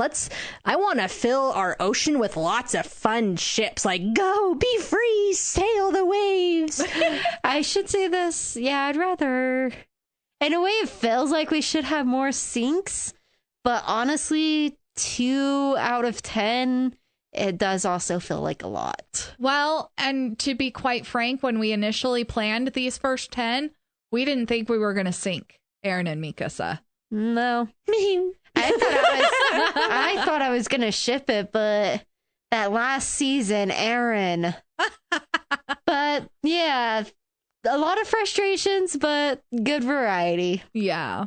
Well, I did some extra research, ladies, and I checked my anime list, which is a very popular anime review website, to see what exactly the genres are of all of these anime that we covered. Do you want to hear the stats? Yes. Of the common genres that we have covered?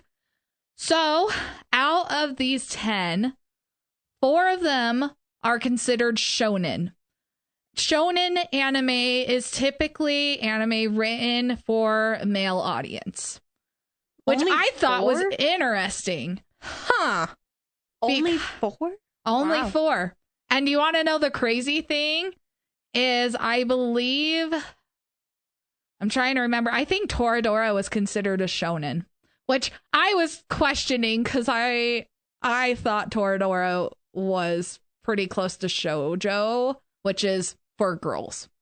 Only 2 anime fit in shoujo, by the way. Wow. Yeah. Then, Is Yuri on Ice one of them?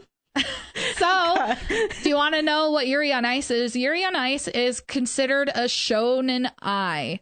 And this is not confirmed by my anime list, because my anime list didn't have a demographic for Yuri on Ice. But when I looked it up on Google, the general consensus was it was a shonen ai, which basically means it's a gay story. Which, what? What? It's a gay story? Who could have guessed? Hottie boys skating together, Yeah. And kissing and, oh yeah, anyway. hugging, Stripping. and Anyway. giving each other rings and So, sexy bath scenes. here is the last one. Well, there's 2. There is one called Seinen. Seinen? I don't know how exactly to pronounce it, but it is for an older male audience. It is not hentai. It is not hentai, but it is meant for older male audiences, seinen. And guess what anime fit into that category? I feel like if I answer, it's going to be wrong. Well, guess. I want you guys to guess. The only one I can really think of is like Attack on Titan. Nope. No, but No. I figured. Attack on Titan is a shonen. This one floored me. Is it Kyo? Fruits Basket? No, that's a shoujo That guess. sounds like Tell us. It is Apothecary Diaries. what? Is considered a seinen. Interesting. I flat ass looked at it and went, huh? And again, this was also not on my anime list. This was the general consensus from multiple different sites, which again, I was floored. But given how many sexual innuendos and the fact that it talks a lot about brothels and courtesans and stuff like that, it kind of makes sense that it's meant for an older male audience. That's fair. But yeah, I thought it was interesting, and I figured I'd share it with you guys. There is one anime that has absolutely no demographic, and that is Howl's Moving Castle. Howl's Moving Castle does not have a demographic. The demographic is it's Ghibli. Its demographic is Ghibli. That works for me. Okay. Wow. And that is all demographics. Genres, we have an overwhelming amount of one type of genre, and that is drama. We have 6 anime that are considered drama. Yeah, sounds about right. Mm-hmm. I mean, honest to goodness, drama makes for some very interesting romantic couples. And good dynamics. content. And good content, yep. So I will be posting these genres down in the description below if you want to take a look at them and compare them as well. All right. So what red flags did our sunk couples have that made us sink them? Ryuji and Taiga, everything. They're walking red flags, especially Taiga. Ryuji, I guess, is not as bright red. Still red, but not It's as like bright. a pink. It's a But hers is full on blood red. Yep. I have a hard time seeing Ryuji as a red flag, but Not so much as him, it's more her, but yeah. But he allows her to treat him like that or do. yeah. Because, I mean, both couples have attachment issues to each other. Yeah. Oh, yeah. Oh, yeah. Mikasa wanting to constantly be at Aaron's side wherever he goes, and while Aaron tries not to show too much clinginess, he does rely on Mikasa. Mm-hmm. Like when Aaron was facing off against the Warhammer Titan. Without her support in that moment, I can't imagine Aaron getting out of that as smoothly as he did. He would have died. He would have died or at least like lost the majority of his limbs, which would have made it so he couldn't transform again, which would have put them as a huge disadvantage in that fight. Yeah. Well, it's not just that. Like, they're both overly obsessed. That's how I would describe it. She's overly obsessed with him, and he's overly obsessed with killing Titans and revenge. Yep. And her a little bit. Only a little, but yeah. And then Taiga and her clinging to Ryuji after he shows her kindness, that she depends on him to take care of her like a child, that she shows up at his house to be fed, she demands that he fix her clothes, clean her messes like the juice box. That one really bothers me. Like, Yeah. what the frack? Yeah, no. I definitely think there's a healthy level of cleanliness, and then there is a very unhealthy level. And both of them fall into that very unhealthy level. Yeah, they do. And then they also are not really good at communicating, like especially Ryuji and Taiga, especially they struggle with this throughout the whole freaking show.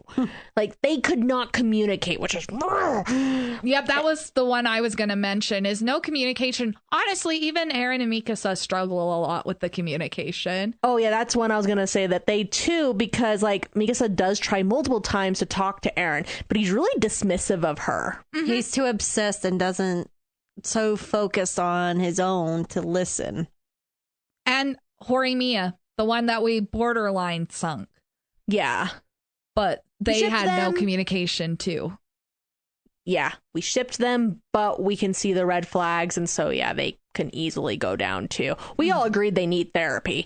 Yeah, that's another general consensus is they don't go to therapy when they desperately need it. Yeah, and at least in Ryuji and Taiga's case, physical and verbal abuse. Yep. Because like Taiga hit him a lot and said nasty things to him or had offensive nicknames like dog. And I mean, there is a couple cases that Mikasa does strike Aaron, like when he's going after Armin early in the show, and then hits him to stop him.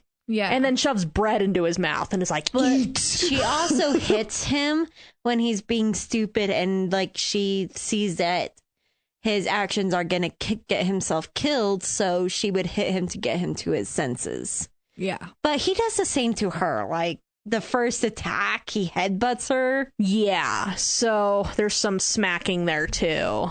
Yeah. I think that's majorly in the early seasons. I don't really remember in the end though. I don't remember much in the end either. I think the only other red flag that I wrote down here is the deceptiveness. And this is mostly with Attack on Titan. Mm-hmm. But being deceptive about anything, you need to be truthful to your significant other. Yes. Keep them on the same page as you. Yeah. Because, again, it kind of goes back to that communication. If you're not telling them the truth and you're just spouting out lies, sooner or later that trust between you two is going to fracture and break. Man, he just runs off and sends letters, instruction letters to be like, hey, come save me or come get me. I'm in this country causing mayhem. He is freaking lucky they did turn up, though. Yeah. Yeah. Well, what about you, Zephra? Did you have any red flags that we didn't mention? No, I mentioned everything. So, captains, what were the 3 couples that you enjoyed talking about the most? Do we want to go around? I think we should start one person at a time. I would say Hawk and Yona, Victor and Yuri, and then Jinshi and Mao Mao. Those are my 3. So I would say my top 1, the one that was most fun to record, was definitely Victor and Yuri for me. It was hard to choose my top between Victor and Yuri and Yona. Yeah. Then my second favorite was the Jinshi and Mao Mao one, and then it was Hawk and Yona.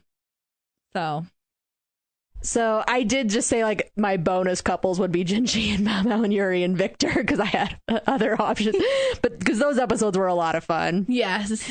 But my top picks, the first one should not surprise you either. Attack on Titan. No, it's Yona the Dawn. Yeah, Yona and the Thunder Beast Hawk.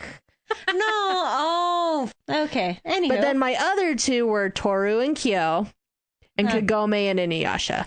I'm not surprised you love talking about those 2 as well. Yeah, those were a lot of ones. fun. They're fun. Were any of these stories a challenge for you to finish for the episode? Quite a few. You ready to hear them? And I have reasons. I have 5 that were difficult to finish. Asking for one or... Well, it said any of these stories, so you can list out how many of them were a challenge for you to finish for the podcast episodes. Yeah. So, Inuyasha was really difficult because it's so damn long. That's fair. I had also seen it. So that's another reason why it was really hard for me to rewatch, because it's mostly a lot of what I consider more boring aspects of it. A lot of filler. Yeah. So, Attack on Titan was difficult for me just because kind of the same issue. I had already seen the first few seasons, so I honestly didn't even rewatch those other than like key moments. And then the last season obviously was pretty easy to watch because I was curious how it was going to end. And we all cried. Horimiya was boring as hell. I don't know if I cried during Attack on Titan. Okay, what was it? Horimiya? Yes, Horimiya was very boring. Yona of the Dawn was also hard to get through because of how long it was and the reading. Honestly, the only reason I was able to finish it was because I was on vacation and I was able to download almost all of it before going. So that made it easier. And then obviously Toradora, because I was fucking pissed off the entire time. So those are the ones that were hard for me to finish. What about you, Zephra? Inuyasha. Yeah. Too many fillers. Horimiya and Toradora were about the same on how it was with watching. Mm-hmm. And then Yona of the Dawn, I did not have the physical book, so I had a really hard time reading it. Yeah. Hence why I was not able to catch up. Yeah. So for me, the 2 that were hard were Toradora. Yep. And Horimiya. Yeah. The others I was able to get through pretty easy because I knew I liked them. So yeah, wasn't too hard. No, that makes sense. Yeah. I wish Horimiya and Toradora were better. I really wish that they had been more interesting because it's super hard to get into boring normal life stories. I don't know. I am most definitely not a slice of life girl. I mean, I can appreciate it if I really get into it, then yes, but that's not usually my cup of tea. Yeah, me neither. So, what has been one of your favorite tropes that we've brought up for one of our couples? Battle couples, where both of them are just badass fighters or just plain old badasses. And when they work together, it's just the ultimate couple, like the ultimate fighting couple. I love those dynamics. Yep. Agreement. I love them too. I love a badass, but when you have a badass guy and a badass girl being epic badasses together, whew. Well, or two badass guys or two badass girls. Honestly, for me, I got so tired of all the damsel in distress movies that I watched as a kid. You know, a lot of those Disney movies where the princess is stuck and she's sick and she has to have that true love's kiss. I hated those so much. It's so nice when there is a couple that both of them are not that damsel in distress. So even though Horimiya has not been one of our favorites, one of the tropes that I really liked, I thought was a little different, was Pitbull dates puppy. Yeah. The rough and tough character falls in love with someone of a softer, gentler nature. I just thought that was different compared to the other tropes I brought up for the other couples. So That is a fun. And it's cute, Yeah. too. It's super cute to see, you know, the two badass couples, but it's also kind of fun to watch this cute, innocent character be like, hello, hi, how are you? And see the menacing creature behind them. Like, what did you just say? Excuse me? I love that dynamic, so I had to bring it up. Because we all know Hori's the scary one. Okay, yeah, that is. I love badasses, but that is a. That is a true When one. they play it right. Yes. Yes. What about you, Kaylee? What's your trope? So I'm an angsty person. This We is all true. already know this. I want my beloved to be happy. We mentioned this for Hawk and Yona. Yes. This dynamic breaks my soul every time I see it, where someone loves another person, but they're willing to let them go because they don't love them or they believe that they're cursed. You know, there's so many different reasons why this trope would happen. And every time it just adds a dynamic to it that I am a sucker for. I love it so much. So, what is the couple that you believe struggled the most due to environmental situations? Does anyone think anyone struggled more environmentally than Mikasa and Eren? Is there anybody here who said someone else? Yes. You did. I did say someone else. Is it Inuyasha and Kagome? No. Oh, who is it? Hawk and Yona. Oh, okay, I could see that. Yeah. Because of all the problems within their kingdom, especially among the tribes, and the neighboring countries causing conflict with their kingdom as well. So there's so much going on. Yeah, I guess that's fair. Like, my top one is Attack on Titan, but I would say my second would be Howl and Sophie with the war. Oh. And it pretty much, he's fighting in the war and it's killing him, or like it's destroying his soul. Howl and Sophie are another really good answer. I guess I'm just shallow in the fact I don't realize how much the world plays a part in the story. Well, the war is like the second big thing about Howl's movie. I know, but I didn't notice it. My first thought when I read that question is like, yeah, it's Attack on Titan, 100%. Oh, yeah, that's a huge. It makes sense. You know, Inuyasha makes sense. Howl's Moving Castle makes sense. Obviously, Yona of the Dawn makes sense. The only one that does not is freaking. I would say the only one is really Toradora and Horimiya. Yep, the slice of life. The slice of life ones. And even Fruits Basket has a little bit of environmental with issues their with the family. Zodiacs. Yeah. And Zodiacs. And then I guess, with Jinchi and Mao Mao, I guess it's they don't have as much, but I think it's because of their ranks and what positions there are. But then what couple did you believe struggled the most due to internal conflicts? Because to me, mine would be Toru Honda and Kiyosoma. Yeah. That was my answer. My answer. Well, it's so obvious, though, because they really dive into that in the story, like letting us know the emotional states of the characters and like their inner thoughts. So then obviously you can see all the conflict that's within them. So then it's very prominent. I wish Horimiya did something like more so like this. Agreed. I am so upset they did not dive into Miyamura's depression. I am so ticked. That's probably why I don't like Horimiya as much, honestly. Ugh. I think the story would have been so much better had they dived into that. Mm-hmm. For me, because I have depression, I would have connected a lot more to Miyamura, because I already do kind of connect to him, but I would have been like, I would have liked to, like, I don't know, have that similarity to see what his thoughts are versus mine.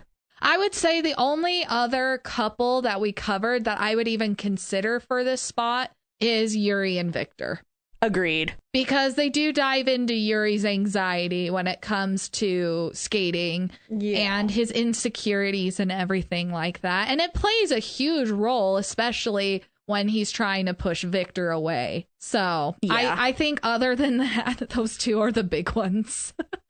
Yeah, same. So if y'all captains had to sink one of our shipped couples, which one would it be and why? I think you guys already know that, as I said earlier, I really wish I had sunk Miyamura and Hori. Okay. My first thought is also Horimiya, but since that's an obvious one, I think the next one I would choose is Howl and Sophie. Don't come at me. I'm not coming at you. No, I'm talking to our fans. I will. If you come at me, I'll find you. Do you want to know the thing? I think I have to agree. A lot of our other couples on this list have so much more than Hal and Sophie do. Yeah. I agree. And with Miyamura and Hori, I do think Miyamura deserves someone better who respected his boundaries. Mm-hmm. I'm not wanting to indulge in her freaky kinks. Yeah. And like wanted to bond with him over the things that he likes. I don't know. I feel like maybe Hori would have been better with someone who also enjoyed those things that she liked versus tormenting poor Miyamura, who's like terrified of scary movies and he's trying so hard to enjoy them, but she touches him. Yeah. But my answer is a little different because I just want angst to be a little fucked up. So even though they are my first anime OTP ever, Inuyasha and Kagome. Really? That's who you would sing? Mm-hmm. Because while I do believe they are always destined to be together, separating them after their journey, recovering the Shikon Jewel would have been such an angsty ending and it would have had fans flipping tables. You know what? That they were pulled apart by time when a bridge of time was created for Kagome to meet Inuyasha in the feudal era. Then they couldn't stay together once it was closed. How fucked up would that be? Holy shit, that would be so good. See? Okay, I love that idea. Oh. Yeah. I wanted something a little different. I was like, you know what? Even though I love Kagome and Inuyasha, how fucked up would it be if they were separated? So good. Ah. Dang. Oh, I'm going to have to hunt down a fanfic now. So, if you had to ship one of our sunk couples, which one would it be and why? There's no way any of us are picking Toradora. So obviously it's Attack on Titan. As much as I really don't like the dynamic between Eren and Mikasa, I think they have more compatibility than Ryuji and Taiga. I completely agree. Because I do think Mikasa's attachment to Eren is unhealthy. I mean, it is a little endearing, her devotion to him at times, like how she would just go the distance to ensure that he's safe and that they're together. How many situations are there in this show that Mikasa is sprinting as fast as she can to Eren's side and protect him for all the dangers of their world, regardless of what she has to face down, whether it be Titans or people? Yeah. That she reaches her hand out to him all the time. She's always holding her hand out to him. And then Eren does show that he cares for her in his own way, like giving her the scarf after he rescued her, and that she should cut her hair so it doesn't get caught in the ODM gear. Because let's be honest, getting hair ripped out at the root hurts. Can you imagine like the machining just like... We don't need to imagine. Like, all of us have longer hair. We all know the struggle. We've all felt it. A handful of hair suddenly ripped out. Oof. So he was thinking of her in that moment of being like, you should probably cut that. If they were in another world or another genre, then they can be, I would probably ship them. Yeah. Like, it's the world highly affected and caused Aaron's obsession. All right, ladies, our final question. Out of all the couples, which one would you pay for a cruise vacation for? I love this question so much. We have our battleships here, and then we have our cute little cruise ship just waiting to take our precious couple that we choose. I actually want to see what your guys' answers are before I share mine, if that's okay. I picked two in case one of you guys mention them, but Hawk and Yona. I would love to see a fanfic of that and the four dragons just following along or sneaking on the ship. They would sneak on board and they would try so hard to hide and they would fail epically. Yona would just probably laugh or pretend she doesn't see them or kind of... I just love it. I want to read that. Send it. If you make that fanfic, please send it to us. We'll love to read it. Please do. Hawk and Yona go on a cruise. I'm in complete agreement with that answer because that is my answer. Because J-Ha would 100% be hiding behind every curtain he could with like that face of is something gonna happen? And Hawk would lift the curtain and just be like, no, go away. Get out, droopy eyes. Smack. And then, love, as he's bleeding and falls off the ship. I think the first moment a mosquito tried to get Geisha would just scream, and Hawk and Yona would be like, wait a minute. We know that as he's running across the deck. And then you just see little ball of fluffs in a corner watching. Sheena. But also in the corner hiding from all the crowds of people. But watching. Okay, our yellow dragon, what is the yellow dragon doing on this cruise? Probably following them around and at least close enough to listen to them because he did this in the actual canon story. And then he'll have embarrassing stories to share when they get off the boat. Of like, the myth said, no, I will never forgive my past I also can see him just like lounging and enjoying all of the different amenities. Yep. Like the pool, all the camp, the food. Most he'd be in the buffets all the time. So if you needed to find Zeno, just go to the buffets. But yeah, I could see him just following them around and enjoying himself on the amenities, like all the perks. So the reality is it's not just a cruise for Yona and Hawk, it's also a cruise for the Dragon Warriors. Let's be frank. We would pay for Yona and Hawk's tickets. The rest of them would find their way on it. They would just hop on, and what could anyone else do? They're four dragons. So I have a feeling Yoon would be dragged along too. Oh yeah. They would just drag him along, and he's like, well, I'm here. Might as well enjoy myself, right? Yep. And then getting after the dragons if they're misbehaving. The mother and like Yona and Hawk just happen to be walking by while they're all kneeling in front of him while he's scolding them. Because that happens in the story too.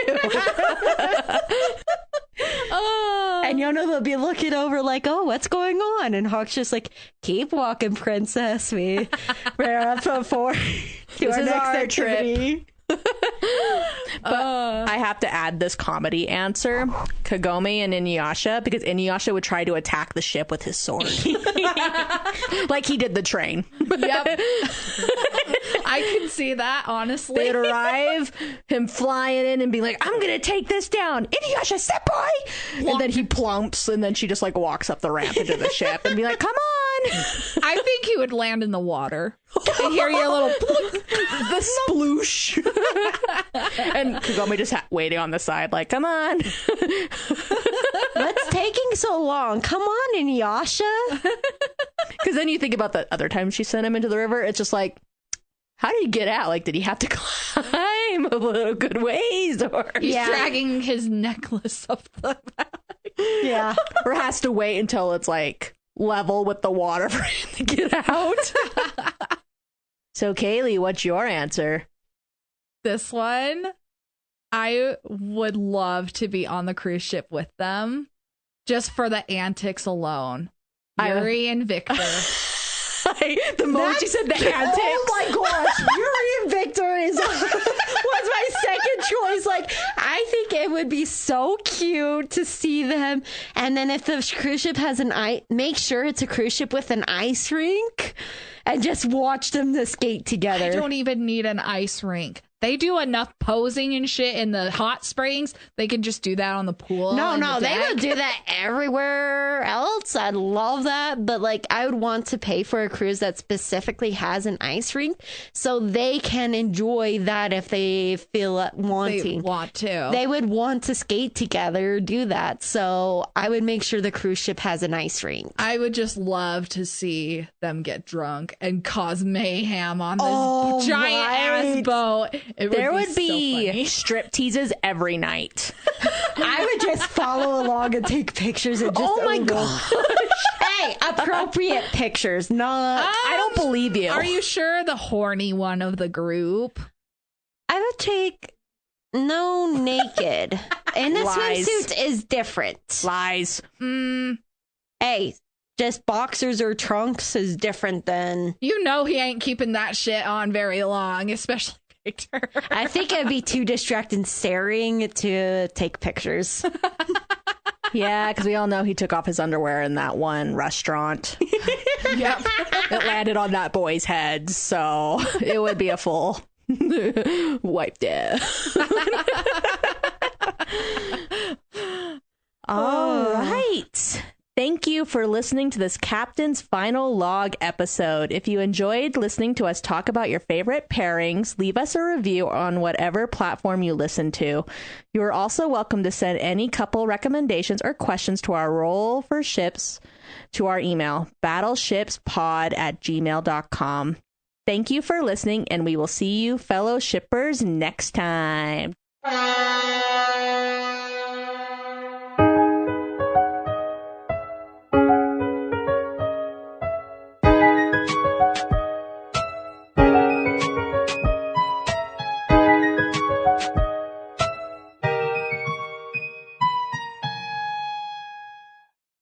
Next time, episode 11, Sherlock Holmes and William Moriarty from Moriarty the Patriot.